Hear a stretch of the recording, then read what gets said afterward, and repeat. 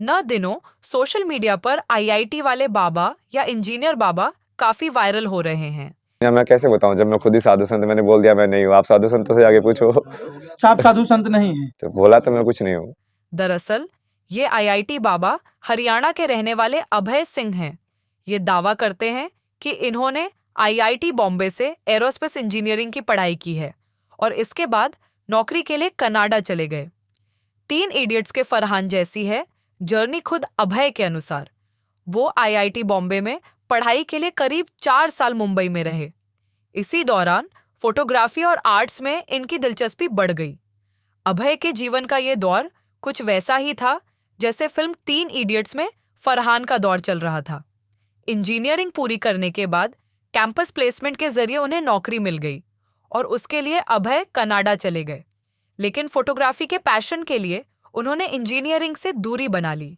इसके बाद अभय ने ट्रैवल फोटोग्राफी में एक प्रोफेशनल कोर्स भी किया और इस कोर्स ने अभय की जिंदगी पूरी तरह से बदल दी। अभय कहते हैं, ट्रैवल फोटोग्राफी के कोर्स ने जिंदगी को लेकर मेरी फिलॉसफी ही बदल डाली। कोर्स करने के बाद अभय ने फिजिक्स का कोचिंग सेंटर खोला जो ठीक ठाक चलने लगा। इस एकेडमिक सक्सेस के बावजूद वो जीवन से संतुष्ट नहीं था। इसी दौरान उनका इंटरेस्ट अध्यात्म की ओर बढ़ गया और जीवन से जुड़े सत्य को खोजने में अभय ने अपनी लाइफ डेडिकेट करने की ठान ली। कुंभ में अभय की तार्किक बातों ने सभी का ध्यान अपनी ओर आकर्षित किया है। पैसे से वो चीज नहीं ली जा सकती जिस चीज को तुम एक्चुअली में सोच रहे हो। वो वाली चीज मेरे को बचपन से क्लियर थी और ये वाली चीज भी क्लियर थी। जैसे बहुत डायलॉग आता था लोगों को कि यदि पैसे से खुशी खरीदी जा सकती ना तो खरीद लो भाई, हमेशा सस्ती रहती है वो। लेकिन पैसे से नहीं खरीदी जा सकती, वो किसी किसी मोमेंट पे खरीदी जाती है। जैसे अभी अंगूर खा रहे हैं तो हाँ चलो ये। वहीं सोशल मीडिया पर वो मेडिटेशन, योगा, स्पिरिचुअल प्रैक्टिस और पुराने सूत्रों के बारे में बात करते हैं। परिवार चाहता है घर लौट आएं। अभय हरियाणा के झज्जर में रहने वाले अभय सिंह के पिता करण गिरेवाल एक वकील हैं। बेटे के बारे में बात करते हुए वो कहते हैं, परिवार चाहता है कि अभय घर लौट आए, लेकिन इतना कुछ प्राप्त करने के बाद उसके लिए लौटना आसान नहीं होगा।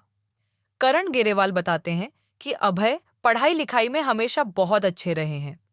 आईआईटी से पढ़ाई करने के बाद उन्होंने दिल्ली और कनाडा में नौकरी की, लेकिन मन नहीं लगा। वो हमेशा से अध्यात्म की ओर रुझान रखते ही थे और यही वजह है कि वो अक्सर शिमला, धर्मशाला और मसूरी जैसी जगहों पर जाते रहते थे।